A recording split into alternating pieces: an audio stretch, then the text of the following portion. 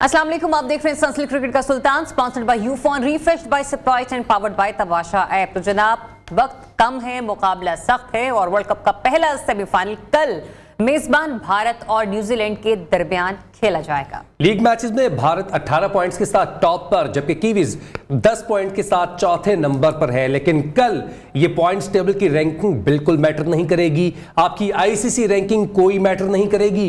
कल का मैच जो जीतेगा वही सिकंदर होगा और वही फाइनल में क्वालिफाई करेगा। क्या इंडिया अपना सेमीफाइनल का नॉकआउट स्टेजेस का जिंक्स तोड़ पाएगा अगेंस्ट न्यूजीलैंड, या फिर न्यूजीलैंड एक बार फिर से इंडिया को शिकस्त देकर मुसलसल दूसरी बार अपना जो फाइनल है वो क्वालिफाई करेंगे? ये तो देखना भी बाकी है। लेकिन अब तक की जो परफॉर्मेंस रही है न्यूजीलैंड की और इंडिया की, उनके बैटर्स की, उनके बॉलर्स की, हमने उस पर आज डिस्कशन करनी है। मैं हूं आपका होस्ट फैजान अहमद भट्ट और मेरे साथ हैं ज़रियाब राजपूत, और बहुत सारी चीजें आपको फैजान एक्सप्लेन कर चुके हैं। कल का जो इंटरेस्टिंग मैच है उसके बारे में भी बात कर लेते हैं, लेकिन अपने एक्सपर्ट से एनालिसिस लेने से पहले मैं चाहूंगी कि रिपोर्ट देखते हैं, रिपोर्ट के बाद डिस्कशन को कंटिन्यू करेंगे। लेट्स जी, तो ये रिपोर्ट आपने देखी, और जैसे कि फैजान कह रहे थे कि कल पॉइंट्स टेबल के हवाले से चीजें मैटर नहीं करेंगी, नेट रन रेट मैटर नहीं करेगा। हाँ, लेकिन एक चीज जरूर होगी कि रैंकिंग्स बनेगी, लेकिन उस टीम की जो कि आगे फाइनल के लिए क्वालिफाई करेगा, तो उसी के बैटर और उसके बॉलर्स आईसीसी के हवाले से अपना क्या नया स्कोर सेट कर पाएंगे, उस पर भी हम लोग बात करेंगे। हमें ज्वाइन करें former chief selector Haroon Rashid साहब। सर, बहुत शुक्रिया आपके वक्त के लिए। इन्फॉर्मर टेस्ट क्रिकेटर अब्दुल रहमान भी हमारे साथ मौजूद हैं। हारून साहब, इससे पहले कि हम इंडिविजुअली प्लेयर्स को डिस्कस करें और टीमों को डिस्कस करें, थ्रू आउट जो जर्नी रही है इन दोनों टीमों की, उसको आप किस तरीके से समराइज करें? आई थिंक मैं फील करता हूं कि दोनों टीमों ने बहुत अच्छा खेला। ठीक है, न्यूजीलैंड नंबर 4 पे फिनिश की। न्यूजीलैंड के साथ प्रॉब्लम्स ये हो गई कि उनके प्लेयर्स काफ़ी जो की प्लेयर्स थे वो अनफिट रहे, 2-3 मैचेस में उनके लिए अवेलेबल नहीं थे। उनके कैप्टन विलियमसन भी हार्डली बहुत कम मैचेस खेल सके। लेकिन इंडिया जो है ना, इतनी टॉप क्लास क्रिकेट खेलती हुई इस वक्त टॉप पे पहुंची है कि कोई भी उनका प्लेयर मुझे ना आउट ऑफ फॉर्म लग रहा है, चाहे वो बैटिंग में हो चाहे वो बॉलिंग में हो। तो एक बड़ा स्ट्रॉन्ग यूनिट है और लोग बहुत एक्सपेक्ट कर रहे हैं। फॉर्मर क्रिकेटर्स जो इंडिया के हैं वो कह रहे हैं कि इससे अच्छा मौका नहीं मिल सकता कि होम कंडीशंस में और इतनी अच्छी फॉर्म के साथ इस मैच को जीत लें। रवि शास्त्री ने कहा है कि इस दफा वर्ल्ड कप ना जीते 13 साल के बाद 3-4 साल या 7-8 साल बाद जाके इस तरह की पोजीशन में आएंगे, क्योंकि वो समझते हैं कि इससे अच्छी टीम हिस्ट्री में कभी इंडिया की इतनी मजबूत टीम नहीं हुई। दूसरी तरफ वहाँ जो न्यूजीलैंड के प्लेयर्स हैं वो कह रहे हैं कि इंडिया को ये टफ टाइम दे सकते हैं। वो जो टेलर हैं, उनके जो बैट्समैन थे पुराने, हाँ, रॉस टेलर, उन्होंने ये कहा है कि इंडिया को थोड़ा टफ टाइम देंगे। यहाँ जिस ग्राउंड पे मैच हो रहा है वहाँ के लिए बॉलर्स थोड़ा सा परेशान है। इवन कुलदीप ने एक स्टेटमेंट दिया जिसमें कहा है कि रियल सेंस में टेस्ट जो बॉलर्स का होगा वो वांकेटे में होगा। तो इसका मतलब है बैटिंग ओरिएंटेड पिचेस एक्सपेक्ट की जा रही हैं और इंडिया के टॉप 5 बैट्समैन फॉर्म में। कोई भी ऐसा प्लेयर नहीं है सिवाय शुभन गिल के, सारे बैट्समैन जो है 50 की उनकी प्लस एवरेज है और कोहली की तो आउटस्टैंडिंग है 99। मतलब वो तो आप सोच लेंगे जितनी फॉर्म में वो लोग हैं, तो अगर उनको डेंट पड़ गया तो काफ़ी प्रॉब्लम हो सकती है। दूसरी तरफ सिर्फ 3 ऐसे बैट्समैन हैं जो न्यूजीलैंड की तरफ से जिन्होंने बड़ी अच्छी परफॉर्मेंस दी हुई है, वो उन्हीं पे बैंक करेंगे। रहमान, अपना होम ग्राउंड, और हमने देखा भी कि पाकिस्तान के अगेंस्ट कैसा क्राउड था, लेकिन जब सेमीफाइनल हो तो उनका जो उनके स्पेक्टेटर्स हैं, उनके जो क्रिकेट के फैंस हैं, उनका तो मोमेंटम ही देखने वाला होगा। ऑब्वियसली इतना नॉइजी होगा कि इसका प्लेयर्स पे बहुत ज़्यादा प्रेशर पड़ता है। बिल्कुल। तो मेरे ख्याल में कि न्यूजीलैंड बहुत क्रिकेट खेला हुआ है, इनमें बहुत एक्सपीरियंस प्लेयर है, वो हैंडल कर लेंगे इस चीज़ को। और विलियमसन का बहुत बड़ा रोल होगा कल, क्योंकि 2 मैच खेले हैं, दोनों में परफॉर्म में थे।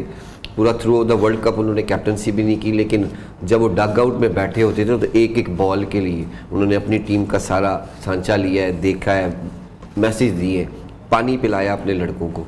तो वो एक बड़ा अच्छा मौका है मेरे ख्याल में कि न्यूजीलैंड भी इतनी हल्की टीम नहीं है कि आप उनको बड़ा इजीली हरा लेंगे। वो बड़ा टफ टाइम देंगे। उनकी बॉलिंग बैटिंग जितनी फॉर्म में है, तो वो इंडिया की बॉलिंग को पहले भी खेल चुके हैं, तो इंडिया की बॉलिंग को उनको टैकल करना आता है। ग्राउंड्स का बहुत मैटर है। स्पिनर्स, बॉलर, पूरा through out the world cup बहुत सारे बॉलर्स के लिए मुश्किल गया ये वर्ल्ड कप, क्योंकि बैटिंग ट्रैक थे, बाउंड्रीज छोटी हैं, और कल जिस सेमीफाइनल में ये टीम खेलेगी वो ग्राउंड की भी एक साइड की बाउंड्री मेरा ख्याल है 58 के 60 मीटर्स की है। तो ये बड़ा मुश्किल टाइम होता है बॉलर के लिए। लेकिन हीरोज़ ऐसे ही बनते हैं, ऐसे मौके पे एक आधी विकेट भी कोई दोनों टीमों का बॉलर दिलवा देता है जो इनफॉर्म बैट्समैन होता है, तो वो मैच का सिनारियो ही चेंज कर देता है।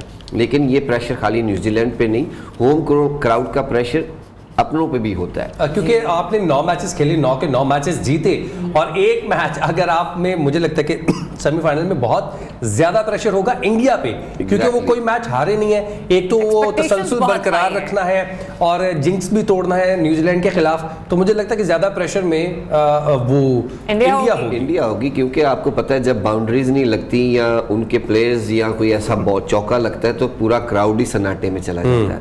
तो ये एक डिफरेंट थिंग है, ये अगेंस्ट द मेरे ख्याल के ये फैंस को नहीं होना चाहिए, पूरी दोनों टीमों को सपोर्ट होनी चाहिए और फिर वर्ल्ड कप का भी मजा आता है और क्राउड का भी मजा आता है। लेकिन न्यूजीलैंड की बैटिंग जिस तरह, अगर दोनों टीमें बैटिंग करती हैं तो 350 प्लस कर सकते हैं और होना चाहिए। अगर इतने रन्स नहीं बनते, लेकिन दोनों टीमों की बैटिंग इतनी तो है कि 300-325 तो इनकी बॉलिंग दोनों को आराम से कर सकती है। लेकिन टफ टाइम बॉलर्स के लिए है, लेकिन नया बॉल इंडियन बॉलर्स बहुत अच्छा कर रहे हैं। अगर उनमें रविंद्रा और कम्बो को जल्दी आउट कर लिया तो फिर इनके चांस कम होते हैं कि ये 350 तक जाएं। फिर ये थोड़ा सा पिच पे टाइम लेते हैं, लेकिन इन दोनों बैट्समैन की फॉर्म से लग रहा है कि ये इन बॉलर्स को अच्छा टैकल करेंगे और लंबी इनिंग जरूर खेलेंगे। खैर लंबी इनिंग्स खेलेंगे या नहीं खेलेंगे, हम बैटर्स की बात कर लेते हैं। दोनों टीम्स में किस किस पाए के बैटर मौजूद हैं वो तो बहुत बड़े हैं, लेकिन हम लेट्स वी डिस्कस।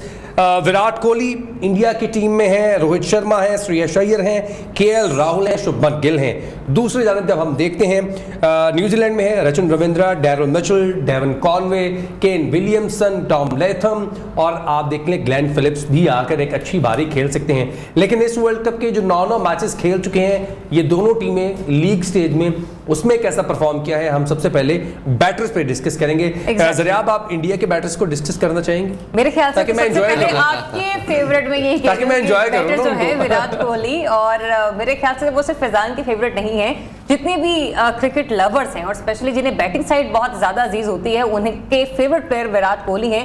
ये स्टैट्स हम उनके आपके सामने डिस्प्ले कर रहे हैं। 9 मैचेस उन्होंने खेले हैं अब तक इस टूर्नामेंट में और 594 रन, मतलब 600 करते करते कुछ 6 गेंदें बाकी रहेगी जनाब। एवरेज इनका रहा 99% और इनकी थ्रू द परफॉर्मेंस भी अगर देखी जाए तो वो 99% ही रही है फैजान।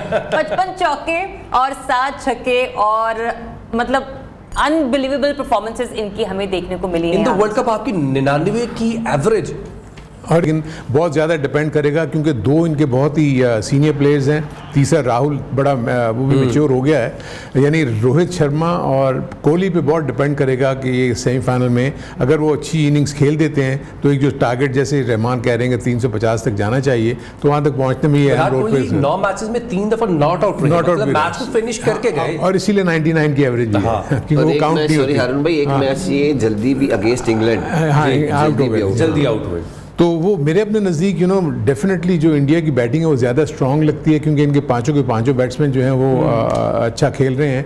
वेरेज इंडिया के अभी तक हम न्यूजीलैंड की तरफ जो वो आएंगे तो उनके हम 3 बैट्समैन की बात करेंगे जो इस वक्त फॉर्म में भी हैं और जिन्होंने ज़्यादा रन्स किए। एक फ़र्क जो मुझे नज़र आ रहा है वो ये है कि इंडिया के कुछ बैट्समैन की जो स्ट्राइक रेट है वो 100 से बिलो है, वेरेज जो न्यूजीलैंड के उनकी सबकी स्ट्राइक रेट जो है वो 100 से अबव है। सो ये एक प्लस पॉइंट है, लेकिन आई थिंक इंडिया की बॉलिंग को हम इतना कमजोर नहीं समझ सकते। उनके फास्ट बॉलर जैसे कहा उतना ही अच्छा उनके स्पिनर्स भी बॉलिंग कर रहे हैं। रन्स के एतबार से जो नंबर 2 है इंडिया के बैटर, वो नंबर 1 बैटिंग करते हैं, रोहित शर्मा है ओपनिंग करते हैं और मुझे लगता है कि रहमान भाई उनकी बहुत तारीफ करते हैं क्योंकि जैसे उन्होंने इस पूरे वर्ल्ड कप में बताया कि रोहित शर्मा का रोल अब ये है कि वो आते हैं, वो अटैक करते हैं और सामने वाली बॉलिंग को या फिर अपने बैटर्स को एक बेस बना के दे जाते हैं, ले जी अब आप इसके ऊपर जो है ना बिल्डिंग खड़ी करें, 300-350 रन बनाएं। टाइम मिलता है पिच के ऊपर कि जब आपका कप्तान आपकी ऐसी इनिंग्स को बिल्ड कर जाए और बॉलिंग का प्रेशर स्पेशली नए बॉल का,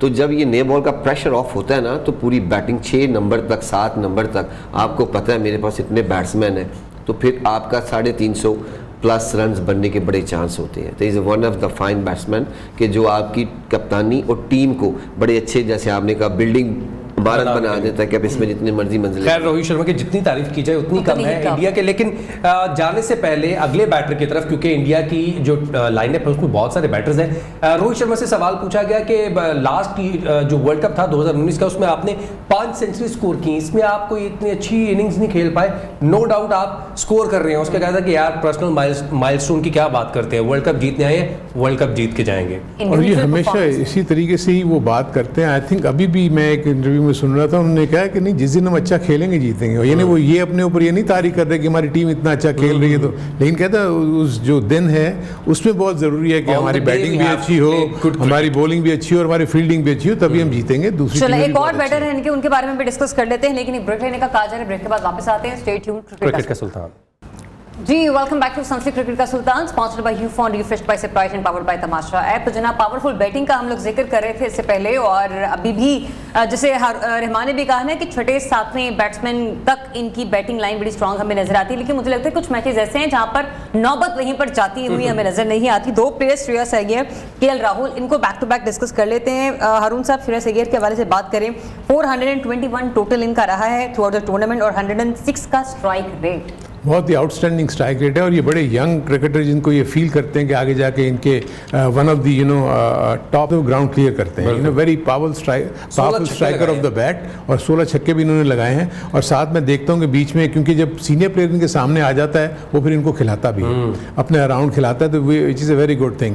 और आई थिंक किसी भी टीम के लिए बहुत ज़रूरी है कि उनके टॉप के टॉप 5 में से पाँचों के पाँचों बैट्समैन अगर फॉर्म में हो, आई थिंक अगर इसमें जो मिस आउट कर रहा है वो शुभन गिल है, वो जो जल्दी आउट हो रहा है, वो भी ज़्यादा अच्छी फॉर्म में, मतलब फिर भी वो कुछ ना कुछ ऐसा इम्पैक्ट छोड़ के चले जाते हैं कि वो कम बॉलों में ज़्यादा रन्स करके चले जाते हैं। So I think it's a very very powerful batting package. और श्रेयस अय्यर जो है, इनका रोल भी बड़ा इंपॉर्टेंट होगा कल। जैसे अभी हम कह रहे हैं कि ग्राउंड के कुछ पार्ट्स छोटे भी हैं, तो अगर ये इनकी जो लॉन्ग हिटिंग है, लॉन्ग हैंडल ये यूज़ कर सकते हैं और ये काफ़ी अच्छा परफॉर्म कर सकते हैं। 62 बॉलों पर सेंचुरी बनाने वाले केएल राहुल को आप कैसे भूल सकते हैं? नो डाउट आपने के खिलाफ सेंचुरी बनाई, लेकिन इट्स अ सेंचुरी, ठीक है। स्टैट्स आपके सामने है, 9 मैचेस के लिए 347 रन बनाए और एवरेज है आपकी 69.40 की। 32 चौके हैं इनकी टोटल इनिंग्स में जो कि इन्होंने खेली है, 8 इनिंग्स और 7 छक्के। ये इस टाइम रन्स बना सकता हूँ वेरी क्विक। अगर सिचुएशन क्रिटिकल है, आपको पता है विकेट्स गिर रही है, पिच मुश्किल है, तो वो अपनी सिंगल्स, अपनी इनिंग्स को बिल्ड करता है। तो ये बड़ी अच्छी चीज़ होती है एज ए विकेट कीपर। हम कल भी एक ये बात कर रहे थे, इनका बैटिंग ऑर्डर भी देख ले कि ये 2 डाउन आते हैं, मेरा ख्याल 2 डाउन भी नहीं, 3 डाउन आते हैं। और उस मौके पे आके उनके पास क्या क्या शॉट सिलेक्शन है, और उसको भी पता ही मुश्किल टाइम है, मेरे पास सम टाइम जितनी लंबी बैटिंग है, 15 ओवर बचेंगे या 10 ओवर बचेंगे, तो उस हिसाब ने उन्होंने अपने आप को प्रिपेयर किया हुआ है। तो is a very good batsman. As wicket keeper उसने बहुत इंप्रूव किया है। वो बिहाइंड द स्टंप, आपके स्टंप्स भी हो रहे हैं, आपको कॉट भी और रिव्यू लेने का जो तरीका है वो भी बहुत अच्छा है उसका, वेरी क्विक और बड़ा परफेक्ट है कि जो कप्तान को डिसीजन देता है वो मेरा ख्याल है 80 to 90% ठीक डिसीजन होते हैं। वो कहता है नहीं लो। तो ये एक अच्छी चीज़ है एक टीम के लिए, कप्तान के लिए, कि उसको हर मौके पे उस कैटेगराइज के प्लेयर मिल जाते हैं, तो उससे आपकी टीम बहुत अच्छी बिल्ड रहती है। खैर इंडियन बैटर की बात कर रहे हैं जाए तो वो बहुत सारे शोज लगे क्योंकि इनके 7वें नंबर तक बैटिंग है और दीगर प्लेयर्स जो भी टीम में नहीं है वो भी बहुत अच्छे थे। खैर लेकिन कल न्यूजीलैंड का इनके साथ मुकाबला है जरिया, तो न्यूजीलैंड के बैटर्स भी कोई बुरी फॉर्म में नहीं है। रचिन रविंद्रा की बात कीजिए, उन्होंने 565 रन बनाए हैं, 9 मैचेस खेले हैं, 9 इनिंग्स हैं और 123 का हाईएस्ट स्कोर है जो कि इन्होंने पहले ही मैच में अगेंस्ट इंग्लैंड स्कोर किया था। हारून साहब, one of my favourite from New Zealand. कोई शक नहीं है, बड़े फ्लफी हेयर हैं उसके, he looks very good obviously, appeal तो है उसमें, इसमें तो कोई शक नहीं है। और ये वाकई में बड़ा पॉपुलर हुआ और वहाँ जाके अपनी दादी से भी मिले उसके साथ बहुत ज़बरदस्त। आई थिंक मैं समझता हूँ कि बहुत अरसे के बाद एक ऐसा नया यंग लड़का आते ही उसने वर्ल्ड कप में इतनी outstanding performance they the. I think कोई भी एक्सपेक्ट नहीं कर रहा था। आप देखेंगे उन्होंने one of the finest debut उनका वर्ल्ड कप में हुआ है और उन्होंने जिस तरीके से बैटिंग की है, अपने अपने सामने जितने भी एक्सपीरियंस बॉलर्स थे जो कुछ भी है, बल्कि इन्होंने एक सीजन एंकर का रोल प्ले किया है, जैसे रियाब करती है ना, इस तरीके से उसने वो एंकर का रोल प्ले किया कि वो सबको लेके केन विलियम्स की जगह उसने पूरी की। जब केन विलियमसन नहीं होते तो ये नंबर 3 खेलते हैं, जब वो होते हैं तो ये ओपन करते हैं। सो ये अडेप्टेबिलिटी देखें कि ओपन भी करते हैं वो और नंबर 3 पे भी खेलते हैं और अपने आप को दोनों जगह पे वो मनवा रहे हैं और पैकेज ये कि बॉलिंग भी कर लेते हैं, बॉलिंग भी। और पहले इससे पहले जो है ये नीचे खेला करते हैं, बिल्कुल ऐसे जैसे उनको टॉप ऑर्डर में लेके आए हैं, इन्होंने अपना प्रॉमिस शो किया है और जिस किस्म की वो बैटिंग कर रहे हैं आप देखें ना, उनका जो स्ट्राइक रेट जैसे इन्होंने जिक्र किया ऑलमोस्ट 109, सो वनडे में ये बहुत ज़बरदस्त इनका स्ट्राइक रेट है और वो टीम को लेके चलते हैं। तो इंडिया के लिए बहुत ज़रूरी होगा कि अगर उन्होंने इनको अगर डेंट डालना है, क्योंकि ये वाहिद इनफॉर्म बैट्समैन है, और जो बाकी जो नीचे मिडिल ऑर्डर बैट्समैन है वो उसको बाद में जिक्र करेंगे, मिचेल हो गए या इनके जो पार्टनर है कॉनवे, वो उनकी भी बाद में जब जिक्र आप करेंगे तो उसमें हम बात करेंगे। लेकिन आई थिंक इनका बहुत इंपॉर्टेंट रोल होगा न्यूजीलैंड के पॉइंट ऑफ व्यू से। अगर पहले बैटिंग आती है तो he must bat till 35 to 40 overs. He must bat till 35 overs. और दूसरा कौन सा बैटर हो जिसको 35 ओवर्स तक बैटिंग करनी चाहिए? I would say Daryl Mitchell, क्योंकि वो लेट आते हैं, उनको मैच को फिनिश करने के लिए मैंने देखी ज्यादती की आपने विराट के मामले में, आपने सबसे ले लिया कमेंट, ठीक है, और जब इनकी बारी है रचिन रविंद्र की तो आपने मुझे रहमान से पूछने भी नहीं दिया। नहीं तो विराट तो फिर विराट है ना, आप इनके बारे में पूछे ना उनसे। एनीवेज ये डैरिल मिचेल आपके सामने, और 9 मैचेस खेले हैं, 418 रन हैं, एवरेज इनकी 59.71 रही है। रहमान 39 चौके और 15 छक्के। ये वाहिद बैट्समैन है कि जिसकी इतनी फाइन और इनिंग्स होती है कि देखने का मजा आता है। जितनी देर खेलता है बॉलर पे प्रेशर रहता है। इसने through out the world cup किसी भी मैच में अपने ऊपर प्रेशर नहीं लिया, चाहे ये चेस कर रहे हैं चाहे बैट फर्स्ट कर रहे हैं, तो इसने अपनी टीम के लिए ऐसा टोन सेट किया है कि आपने दुनिया के जितने भी अच्छे बॉलर्स हैं उनके अगेंस्ट रन बनाए। अगेंस्ट ऑस्ट्रेलिया जो मैच चेस होने वाला था उसमें इसने जितनी भी उसकी बॉलिंग है उसको आउटस्टैंडिंग शॉट्स खेले।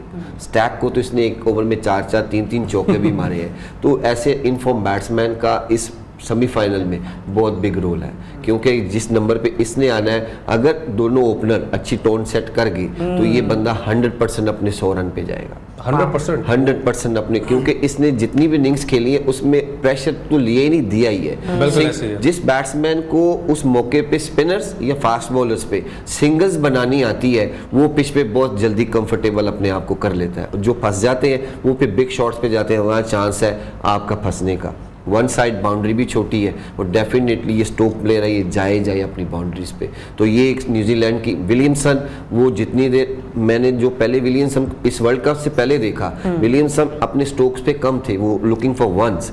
नाउ इस टूर्नामेंट में वो बाउंड्रीज की तरफ है। उन्होंने पिछले मैच में बड़ी तेज रन्स बनाए, तो उनको पता है कि ऐसी पिचेस पे जितने रन्स हम ऐड कर लें उतने ही बेहतर है। और क्योंकि 400 चेज होने के चांस है तो फिर 400 हो भी रहा है, 411 हो गया, 428 हो गया, 390 हो गया, तो इतने रन्स बन रहे हैं। अभी तक जब भी हमने देखा है इन्होंने आहिस्ता आहिस्ता अपनी क्रिकेट को डेवलप नहीं किया। जब भी देखा है इन्होंने हिट्स मारते हुए हमने इन सभी बैटर्स को देखा, और जैसे कि आपने शुरू में कहा ना न्यूजीलैंड के बैटर्स के हवाले से कि इनका सभी का स्ट्राइक रेट, जो हम लोग 3 की बैट्समैन डिस्कस कर रहे हैं, वो 100+ है। अभी डेविड कॉनवे के हवाले से बात कर लेते हैं, जिनकी 359 रन हैं, 9 मैचेस इन्होंने खेले, 9 ही इनके इनिंग्स हैं। How do you see?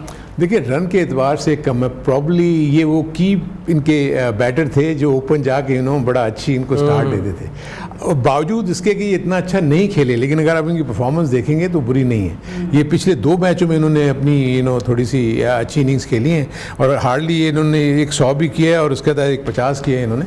So I think मेरे अपने नज़दीक जिन मैचेस में ये आउट ऑफ फॉर्म थे वो न्यूजीलैंड हारी भी है, तो इसलिए बड़ा ये ज़रूरी है कि इसका जो ओपनिंग जो पार्टनरशिप होगी ना वो बड़ी इंपॉर्टेंट होगी, क्योंकि न्यूजीलैंड डिपेंड ही कर रही है अपने टॉप ऑर्डर पे। अगर आप नीचे वाले देखेंगे तो फिलिप्स ने हालांकि एक मैच में रन्स किए, लेकिन वो उस वक्त ऐसी सिचुएशन में आता था जब टीम बड़ी मुश्किल पोजीशन में होती थी। तो इसलिए कॉनवे का और जो रविंद्रा का, उसके बाद फिर जो विलियमसन का जैसे जिक्र किया है इसने, ये कंपोनेंट है बैटिंग के जिनको कल डिलीवर करना होगा अगर न्यूजीलैंड ने जो है इस मैच को जीतना है तो। और सेमीफाइनल से मैच जीतने के बाद फाइनल के लिए क्वालिफाई करना, और 19 नवंबर को अहमदाबाद में मैच खेलना है, तो कल इन बैटर्स को परफॉर्म करना होगा। और अगर इंडिया ने इस तरह क्वालिफाई करना है, अहमदाबाद में जाके मैच खेलना है, तो उनके बैटर्स को परफॉर्म करना होगा। बॉलर्स के ऊपर हमने बात करनी है, एक ब्रेक लेते हैं, ब्रेक से वापस आएंगे। स्टे ट्यून्ड, क्रिकेट का सुल्तान। Welcome back to Sunsil Cricket का सुल्तान, sponsored by UFON, refreshed by Sprite and powered by Tamasha app. तो बड़े पावरफुल बैटिंग को हमने डिस्कस किया ब्रेक से पहले। ब्रेक से आने के बाद इन बैटर्स को कौन कौन से बॉलर्स टफ टाइम दे सकते हैं उस पर बात कर लेते हैं। स्टार्ट करते हैं इंडिया से, और सबसे पहले है जसप्रीत बुमराह, जिन्होंने 9 मैचेस खेले, 9 इनिंग्स, 437 गेंदें इन्होंने खेली हैं, जिसके ऊपर 266 का रन्स दिया, और इसके अलावा 17 विकेटें ली हैं। एक अच्छा जो है स्टैट्स इनके हमें देखने को मिल रहे हैं। इकोनॉमी 3.65। अच्छा, आपने जसप्रीत बुमराह का डिस्कशन जो है वो कर दी है, लेकिन अगर इंडियन बैटर्स को आउट करना है तो मुझे लगता है कि मिडिल ओवर्स में मिचेल सेंटनर ऐसे बॉलर हैं जो कि विराट कोहली, रोहित शर्मा, शुभमन गिल को आउट कर सकते हैं। मिचेल सेंटनर के स्टैट्स आपकी स्क्रीन पे हैं। 9 मैचेस खेले हैं, 9 ही इनिंग्स हैं, 398 रन कंसीड किए, 16 विकेटें हासिल की हैं और उनका बेस्ट फिगर है 5 विकेटें और 59 रन। सर दोनों बॉलर्स को क्विकली जो है वो समराइज करें, क्योंकि एक तरफ जसप्रीत बुमराह लीड कर रहे हैं अपनी बॉलिंग को, दूसरी जानिब मैट हेनरी के जाने के बाद, लोकी फर्गसन की थोड़ी सी फॉर्म आउट होने के बाद Mitchell Santner in the middle overs lead कर रहे हैं न्यूजीलैंड को। देखिए जो सबसे बड़ा डिफरेंस है वो ये है कि जो मैं इंडियन पिचेस के ऊपर देखता हूँ तो बुमराह की जो आउटस्टैंडिंग परफॉर्मेंस है, नॉर्मली आप इंडियन पिचेस के ऊपर एक्सपेक्ट नहीं करते कि फास्ट बॉलर्स जो हैं वो इतने ज़्यादा सक्सेसफुल होंगे। आप उसका इकोनॉमिक रेट देखें तो वो इवन 3 पॉइंट समथिंग 9 है या इस तरह है। सो एक फास्ट सबसे ज़्यादा डॉट बॉल्स इन्होंने इन्होंने की, वो प्रेशर डाला और जो कंट्रोल है अपनी उसके ऊपर, उसमें विद इन द स्टंप्स रखते हैं, जो बॉल मिस होती है वो बोल्ड होती है, LBW होते हैं, और बाज़ दफ़ा जब गेंद स्विंग होती है, आउट स्विंग होती है, वो एज लेके कीपर के पास या स्लिप में चली जाती है। सो आई थिंक इस पॉइंट ऑफ व्यू से कल फिर इनका रोल बड़ा इंपॉर्टेंट होगा, क्योंकि बुमराह अर्ली स्टेज पे जब इनके फास्ट बॉलर स्ट्राइक करते हैं, और ऑब्वियसली वो टॉप ऑर्डर बैटर ही होंगे जो न्यूजीलैंड के होंगे, जब वो अगर आउट हो गए तो नीचे जो उनको प्रेशर है। दूसरी तरफ सेंटनर उस वक्त आते हैं जब कुछ अगर इनके ओपनिंग बॉलर्स ने आउट करके नहीं दिए तब आके वो उनका रोल और मुश्किल हो जाता है कि वो सेट बैट्समैन को आउट करते हैं। ये इसलिए वो स्पिनर भी हैं, उनके पास वेरिएशन बहुत है, और हमने देखा है कि उनका जो कंट्रोल है, सिवाय एक ऐसी पिच के ऊपर कि जो बहुत ही ज़्यादा स्लो थी, वहाँ उनको इतनी हेल्प नहीं मिली, लेकिन जहाँ भी अगर इवन अच्छी बैटिंग सर्विस थी वहाँ भी उन्होंने बड़ी अच्छी बॉलिंग की, स्पिन किया बहुत अच्छा। और जैसे हम देखते हैं कि जो इंडियन या और दूसरे बॉलर्स हैं विद इन द स्टंप्स रखते हैं ये, और वहीं वेरी करके ना बैट्समैन को दो उसमें माइंड में लाते हैं कि आगे खेलें, पीछे खेलें, इसको लिफ्ट करें, हम अगर लॉन्ग द ग्राउंड खेलें। लेफ्ट आर्म स्पिनर इनसे पूछते हैं, as a left arm spinner Mitchell Santner को आप कैसे रेट करें throughout the world cup? यार इतनी अच्छी बॉलिंग इतनी अच्छी पिचेस पे करना, और आप जिस कंडीशन में आप ज़्यादा खेलते हैं वो सूटेबल नहीं है आप, और ये बैटिंग पिचेस एग्जैक्टली, और इसकी इकॉनमी देखे 4 पॉइंट मेरा ख्याल है समथिंग, और इतनी और 7 विकेटें भी लेना। न्यूजीलैंड क्यों सेमीफाइनल में है, इसका बहुत बड़ा रोल है। जब भी उनको ज़रूरत पड़ी है उसने आके आपको कंटेन भी करके दिया और आपको विकेट्स भी लेके दी हैं, जिस वजह से न्यूजीलैंड क्विकली इतने मैचेस हारने के बाद भी वो थ्रू आउट कर गए। तो ये एक बहुत बड़ा पार्ट है टीम के लिए। तो जब आप ऐसे स्पिनर्स टीम में रहते हैं ना, तो फास्ट बॉलर का जिगरा बहुत बड़ा रहता है। उनको पता है कि मेरे 2-4 ओवर जिधर बुरे गए, मेरा टीम मैन है, ये मेरे साथ पार्टनरशिप लगा लेगा, उधर से रन्स भी नहीं देगा और एक आधी विकेट भी ले लेगा, तो आपकी रेशो बहुत बढ़ जाती है। और इंडियन मैंने देखा है कि जहाँ थोड़ा सा स्पिन हो रहा हो, टर्न हो रहा हो, वहाँ वो अपनी विकेट थ्रो नहीं करते। महराज ने उनको बहुत टफ टाइम दिया, जो पिछली गेम अगेंस्ट ये खेले उसने 30 रन दिए अगेंस्ट इंडिया। तो जब इनको पता लग जाता है कि बॉलर अच्छा है तो वो अपनी विकेट थ्रो नहीं करते, उसको कोशिश करते हैं कि इसको रन्स कम बन जाए लेकिन इसके दूसरे एंड से हम ज़्यादा बना लें। तो इट मीन्स कि बैट्समैन में प्रेशर है, आपने जितनी भी रन्स बनाए होंगे लेकिन ऐसे बॉलर का प्रेशर रहता है। तो जहाँ भी आपकी टीम को ऐसी विकेट लेके देगा, मोमेंटम ही तोड़ दे, तो वहाँ पे आपके चांस फिर दोबारा गेम में आ जाते हैं। मोमेंटम तोड़ने की बात करते हैं तो 5 मैचेस खेले मोहम्मद शामी ने, 4 मैचेस बाहर बैठे और उन्होंने ऐसा मोमेंटम गेन किया कि दूसरों के मोमेंटम तोड़ दिए। 192 बॉल्स की, 32 ओवर्स किए, 3 मेडन्स और 16 विकेटें हासिल की। इंडिया की तरफ से ये सेकंड मोस्ट विकेट टेकर हैं, लेकिन मैचेस सिर्फ 5 खेले हैं सर यार। एग्जैक्टली और इन्हीं के पैरेलल अगर हम देखें तो ट्रेंट बोल्ट हैं जिन्होंने 9 इनिंग्स खेली हैं, 6 मेडन्स उनके ओवर रहे हैं और 5.16 की उनकी इकोनॉमी हमें नजर आई है। 13 विकेट लेने में ये कामयाब हुए हैं। बैक टू बैक हारून साहब एंड रफान। फिर आप ये देखें कि जो शामी है, मेरे अपने नज़दीक अगर इंडिया को इस स्टेज पे पहुंचाने में जो बहुत बड़ा की रोल किया है बॉलिंग डिपार्टमेंट में, तो वो शामी ने किया। 4 मैचेस वो नहीं खेले और वो 16 विकेट्स ऑलरेडी ले चुके हैं, तो उन्होंने तो बिल्कुल ही मेस्मराइज कर दिया है। जब इकोनॉमी रेट देखें अगेन, एक फास्ट बॉलर का इकोनॉमी रेट इतना कम हो और उसके साथ विकेट्स भी ले on a good batting pitches, तो ये प्लस पॉइंट हो जाता है उस टीम के लिए। सो मैं समझता हूँ शामी का रोल भी बड़ा इंपॉर्टेंट होगा कल इस सेमीफाइनल में। दूसरी तरफ ट्रेंट बोल्ट मुझे जो है ना इस दफ़ा ऑफ कलर नज़र आया। उनकी वो कंसिस्टेंसी नहीं थी जिसमें वो अर्ली स्टेजेस पे आगे विकेट्स लेते थे। हमने देखा है कि वो नकल बॉल भी करते हैं जिससे इनको बैट्समैन को थोड़ा सा कन्फ्यूज़ करते हैं कि गेंद तेज़ आएगा या स्लो आएगा, लेकिन समहाउ और द अदर मेरे अपने नज़दीक कि उन्होंने बहुत ज़्यादा पीछे क्रिकेट खेली है, जिसकी वजह से मुझे थोड़ा सा फटीक नज़र आ रहे हैं इस उसमें, लेकिन स्टिल इनका role again from New Zealand point of view, क्योंकि ये इनके 2-3 बॉलर्स ही हैं जो फास्ट बॉलर, अब ऑलरेडी हेनरी इनका अनफिट हो गया है, फर्गूसन भी ऑन एंड ऑफ है, वो उनको भी हील का प्रॉब्लम हो गया था, वो 1-2 मैच मिस कर गए थे, लेकिन फिर वो अगर टीम में वापस आएंगे तो उनका भी रोल बड़ा इंपॉर्टेंट होगा। अच्छा, आप देखते अभी जैसे बात की ट्रेंट बोल्ट की, 2015 का वर्ल्ड कप खेले, 19 का वर्ल्ड कप खेले, बहुत शानदार परफॉर्मेंस दी और टीम जो है आपकी सेमीफाइनल और फाइनल तक क्वालिफाई की, कंसेक्यूटिवली न्यूजीलैंड जो है फिर से सेमीफाइनल में आ गई है, और ट्रेंट बोल्ट इस दफ़ा वो इम्पैक्ट क्रिएट नहीं कर पाए। डू यू थिंक कि कल वो दिन होगा कि वो इम्पैक्ट क्रिएट करें, क्योंकि कल का ही दिन है, अगर नहीं किया तो you will be back home. Fizaan, ये एक डे गेम है, आपका पूरा टूर्नामेंट अगर अच्छा नहीं जाता तो एक इनिंग्स आपकी टीम को अगर जितवा दे तो वो सारी चीज़ों को कवर कर लेती है।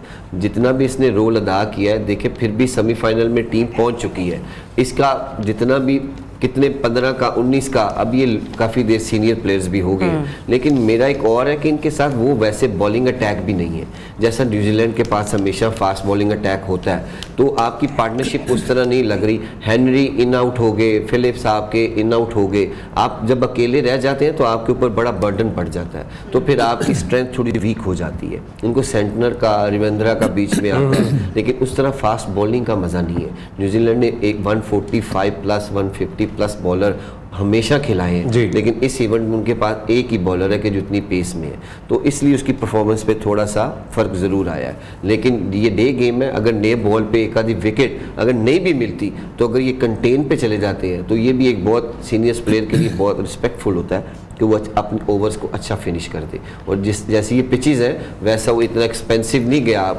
कोई एक आधा मैच गया होगा उसका 9 गेम्स में, बाकी 8 मैचेस में उसने 7 मैचेस में बड़ी कंट्रोल बॉलिंग। बिल्कुल ऐसे ही है। टाइम हमारे पास शॉर्ट है, तो जरा क्विकली हम लोग कुलदीप यादव को भी डिस्कस कर लेते हैं, जिन्होंने 2 मेडन्स करवाए और 4.15 की 153 की इकोनॉमी रही है, 14 उनके विकेट हैं। विद दिस क्वेश्चन हारून साहब and Rahman, who is your favourite for tomorrow? नहीं, देखिए दोनों स्पिनर्स ने तो बहुत ही आउटस्टैंडिंग बॉलिंग की है। इसने भी आई थिंक जडेजा का भी अगर आपने जिक्र करना होगा तो करेंगे कि दोनों स्पिनर्स ने बहुत ही आउटस्टैंडिंग बॉलिंग की है।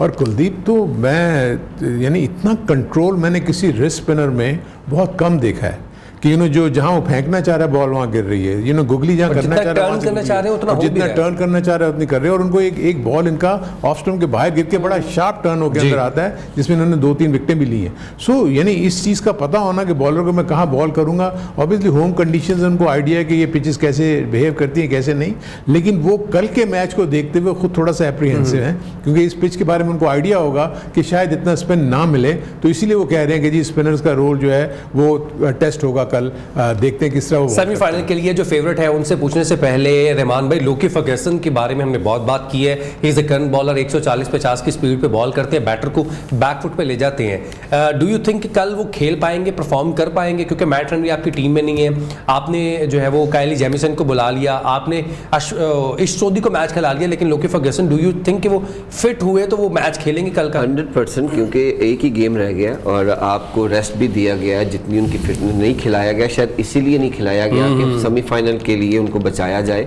लेकिन डिपेंड, आप जो पेस की बात कर रहे हैं, ऐसी पिचेस पे आपको वेरिएशन चाहिए, आपको पेस इतनी मैटर नहीं करती। लेकिन उसने जिस तरह इस वर्ल्ड कप में स्टार्ट में जो लाइनो लेंथ पे बॉलिंग की थी, अगर ये उसी लाइनो लेंथ पे बॉल करते हैं इस पेस से, तो फिर इंडियन बैटिंग को टफ टाइम आएगा। अगर ये शॉर्ट पिच या वेवर्ट बॉलिंग करते हैं तो फिर तो ये फेवरेट जगह है, फिर तो ये मजेदार पिच पे अच्छी बॉलिंग है, अच्छी पेस आए, से टाइम करना है और आप बाउंड्रीज मिल जानी है। लेकिन जिस तरह वो इस वर्ल्ड कप में शुरू में किया, अगर दोबारा कर गया तो इंडिया की बैटिंग को बहुत टफ टाइम, इंडिया की बैटिंग को टफ टाइम हो सकता है। न्यूजीलैंड की बैटिंग और बॉलिंग के ऊपर हमने काफी खुली डिस्कशन की, इंडिया की बैटिंग और बॉलिंग पर भी, लेकिन कल का दिन ये डिस्कशन को मैटर नहीं करेगा, क्योंकि कल के दिन में ऑन द डे, और it only takes a 1 day to become a champion. अगर कल कोई भी टीम इस तरह खेल गई कि वो अगली ओपोजिशन टीम को आउट क्लास कर दे, तो वो फाइनल के लिए क्वालिफाई करेगी।